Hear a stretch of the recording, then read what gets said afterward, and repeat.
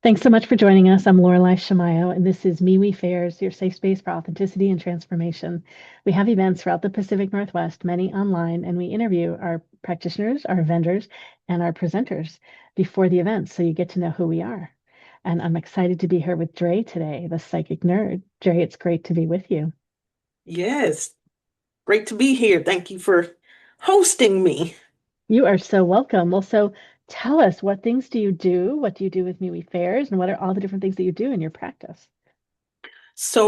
I know in the past I've had a booth at the MeWe fairs. I also did last year at one of the fairs a demonstration for a game that is still currently in development. I'm actually developing an oracle deck to go along with this intuitive uh, card-based game. It's essentially a card game, but it's to help with intuitive development.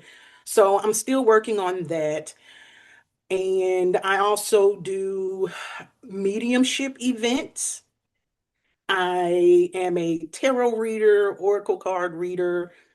I've also done what's called charm casting. I have this 10 of charms with also these mini tarot cards and different kind of little trinkets. And I actually did one of those for you not too long ago. So I do that as well. But I've gotten to the point that my intuition is developed enough to where those types of tools are simply that they're tools. I can still, read a person's energy with their permission, of course, without using any of the divination tools that are available to us as practitioners for use. And lastly, I write, but I'm also a big nerd to the point where I incorporate this my love of things science fiction, horror, fantasy into my practice. So a lot of my tarot and oracle decks have that kind of theme. I have a Star Trek deck. I actually just picked up a DC universe deck with like Wonder Woman, Superman, Batman. I have a Marvel tarot deck.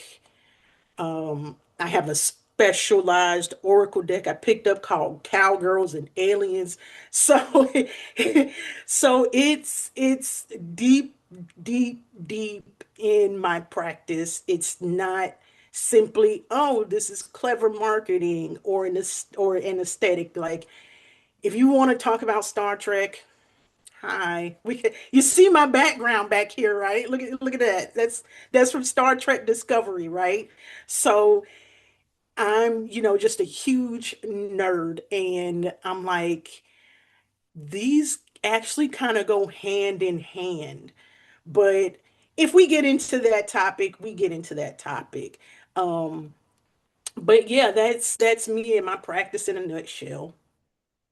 Great, great. Well, say a little bit more about mediumship. How did you open to mediumship and how did you start sharing it with people? What's the flavor of it that you do in events, etc.? So the mediumship, um, it actually was something I stumbled on by accident, something that kept happening during tarot and oracle readings with clients is without fail, a passed on loved one or an ancestor or even a passed on pet.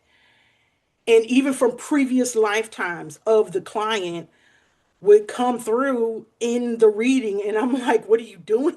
What are you doing here? I'm glad you're here. You're welcome. I'll give your messages, but this was a tarot reading. This was an oracle reading. This was something different. And gosh, one of the practitioners, I was at an event like in 2024, and a practitioner, he and we were talking, and he looks at me and he was like, "You know, you're a medium, right? That's something that's kind of rare. Mediums are not very common." And I'm like, "Dude, what are you talking about? I'm not a medium." So fast forward, I keep doing tarot readings. The passed on loved ones and pets and all that keep coming through. And I'm like, okay, okay, okay. All right, let me try something. So in March of this year, I decided I'm going to go ahead and have a dedicated mediumship event. I had it, and sure enough, it was small enough to where all five people got at least one message. There was a pair that came. I believe they were mother and daughter, and they had quite a few people show up for them, right? But that was my confirmation. I'm like, okay, yeah, I'm a medium, because now when I do a tarot reading or any kind of divination, they're not coming through anymore. Hmm. So my spirit guides is letting them know, not now. She's gonna do an event, and if your loved one shows up, then yeah, she will deliver messages if they come to one of her events. Because one of those things that I will not do is, even if I start picking, because I'm actually picking up some energy right now. So I I don't just go up to people or just tell people this, especially if they don't know that I'm a medium. Mhm. That can be shocking or surprising to a lot of people. Others are skeptical, but also because of how how much integrity that I put into my work, I don't want to, you know, cross that boundary of just telling people these things. I also never made it a habit to just tap into people's energy.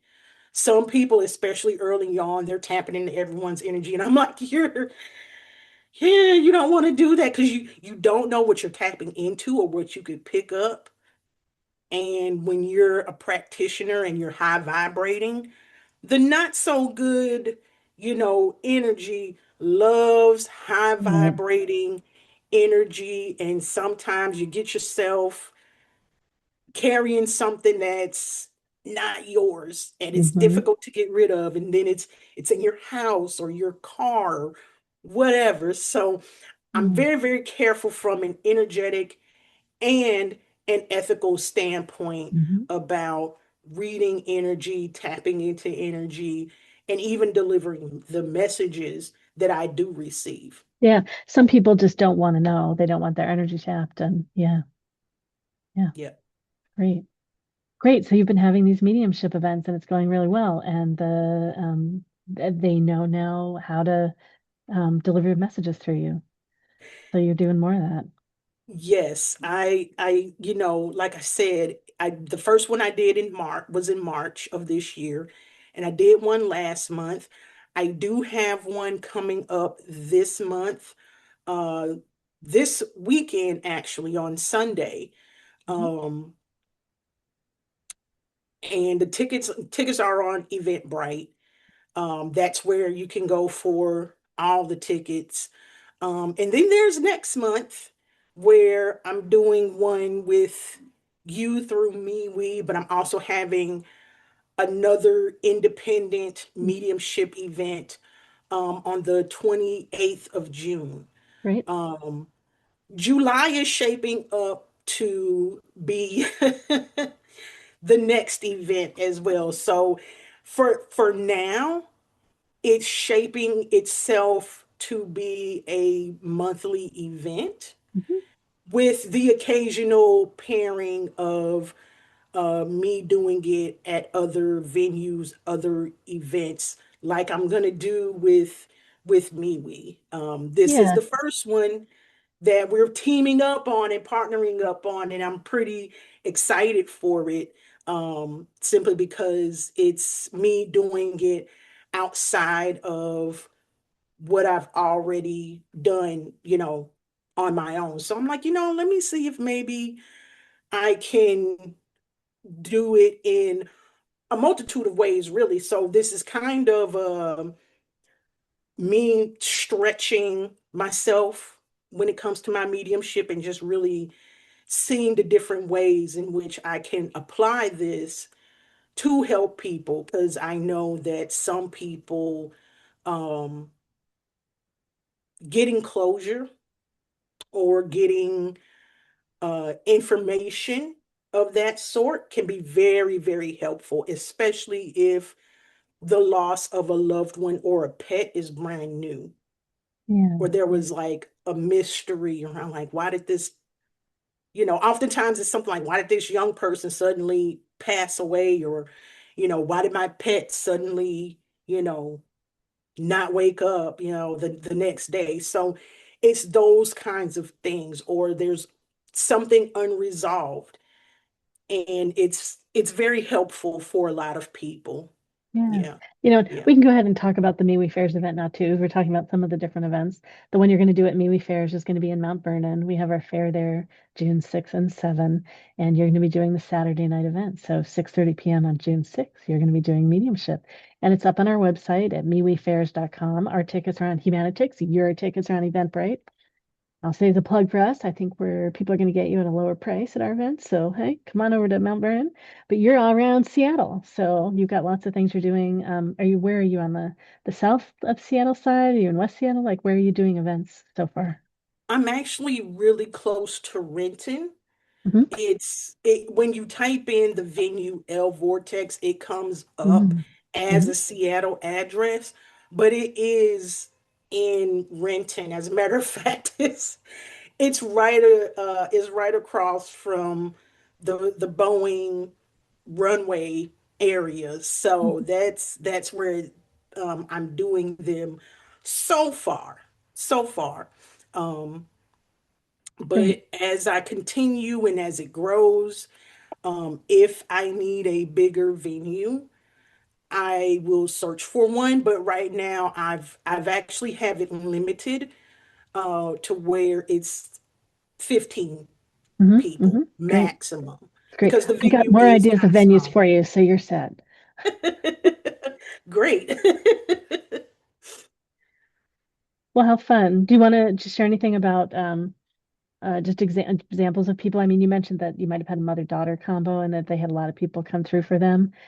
Just any ways that you can share any of the kinds of stories of like who's come through and the impact it's made on people or anything like that. Just if that feels good. Yeah, I had my the first event, that same pair. There was a pet that passed away suddenly, and I was able to confirm the suspicions that, yeah, the cat had passed during the night, and he was sick with cancer. And so um, that was a relief. And, I also informed the owner he's okay with you getting another cat. He's okay with you getting another cat. As a matter of fact, he's saying, go to this particular place, and the cat should be, a little kitten around this age, this color, that kind of thing. Last month, there was also, it was another pet that came through.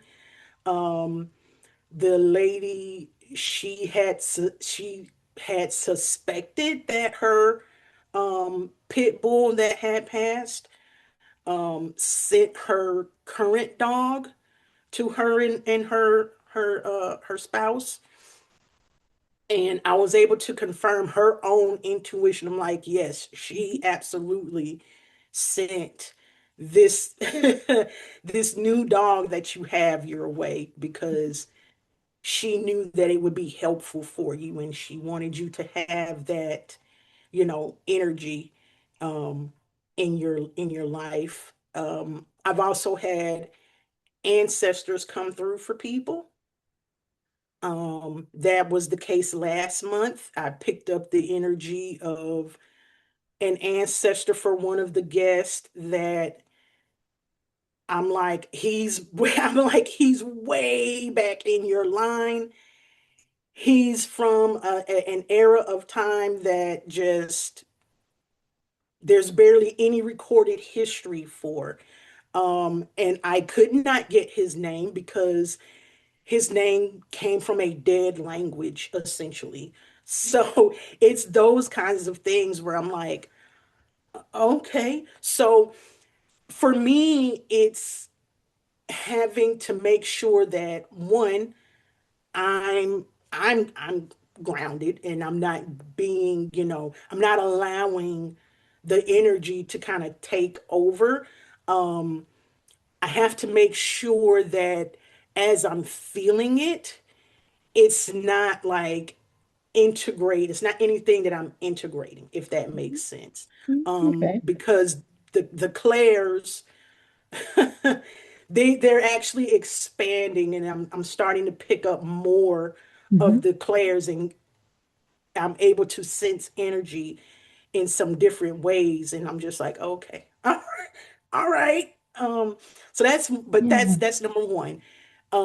Two, it's making sure that I deliver the messages the way that I'm receiving them. Hmm. So when I'm delivering a message, grammatically, it may not always sound correct to the ears, but but I'm like, I'll give it, and I'm like, I know that sounds weird, but that's what they told me. Hmm. And so that's what I'm telling you. I make sure to give the messages as directly as possible. Yeah, I get it, because you don't know which element is so important, and so you want to be able to deliver it and like so the fullness of it can get through. Exactly. Yeah. I guess. Plus, that can be a strong indicator to the recipient that, wait a minute, that person's, that cadence of Hmm. speech or certain words that sounds familiar. And that helps Hmm. them register even more like, oh, wow, okay. My grandfather did talk like that. Hmm. Yeah. Okay, he used old-timey type words and spoke in a way that was slow. Hmm. So it's those kind of nuanced things that as they're happening, um, I do my best to deliver in that same style as well. Yeah. You've said a little bit in what I was reading that it's really impactful for other people too to be hearing and witnessing other people get messages. You want to say anything about how others have been impacted? Yeah, so it can really do something, the most profound thing that can happen is a person's own intuition can actually open up, Hmm. right? Because they may be sitting there and they may be having like, a physical sensation, or they may start smelling something or tasting something. And then I'm delivering a message to a different person, and I may say something talking about like in my during my first event, something came through with chocolate chip cookies. They could pick up, they're like, man, I was just smelling chocolate chip cookies, and I know there's no chocolate chip cookies here. What? And so they may be feeling something or sensing something, maybe even seeing, one of their own intuitive gifts that they are not fully aware of may give them confirmation that, okay, there's something that's also going on with me. Doesn't necessarily mean they're a medium, although that's a strong indication that they are, but it at least can get them to start thinking about their own intuition and how it shows up. Also, they can speak with each other afterwards, obviously, and kind of gain insight and ask, what was it like to receive that message? what did you feel? What do you think about all of this? And some people, they may have their curiosity satisfied. They may go and just be like, "Oh, wow, this is actually pretty amazing. I'm impressed. I did not think anything like this was real, but now I'm even more curious and would like to come back again because this is actually pretty entertaining and interesting." And so just being in that kind of energy can bring forth those things. Great, great. Well, let's see if people want to reach out to you and learn more about your events and all the different things that you offer, where should they go online? So I do have a website, thepsychicnerd.com. Also, my email, info@thepsychicnerd.com. I'm also on Instagram at the Psychic Nerd. I have a YouTube and a Twitch, the Psychic Nerd. Neither of which are very active. Um, and then if for any reason someone wants to come to one of my independent events, Hmm. they can go on to Eventbrite, type in medium or mediumship or psychic or something like that, and they should see Medium Musings live and lovely, lovely pictures of myself. And that will lead them to where they can look at the event, the time, the venue, the date, how to get tickets, and common questions that people tend to ask for these types of events, like, you know, coming on time, parking, those kinds of things. Yeah. Yeah, Can kids great, come? Yeah, that all that good stuff is listed in there as well. great, great. And I know for the MeWe Fairs events that you're in, people can look at mewefairs.com, mewefairs.com.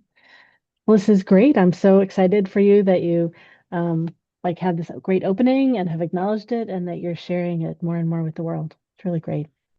Yeah, yeah. Like I said, it's so much easier to give my other services without the mediumship kicking in and them saying like, I want to say hi, yeah. So I need to tell them this. And so I'm just like, oh, good. Everything's separated. That's Perfect. that's great. Well, again, excited to have you part of our events and excited to see how you're evolving and growing and all the contributions you're making.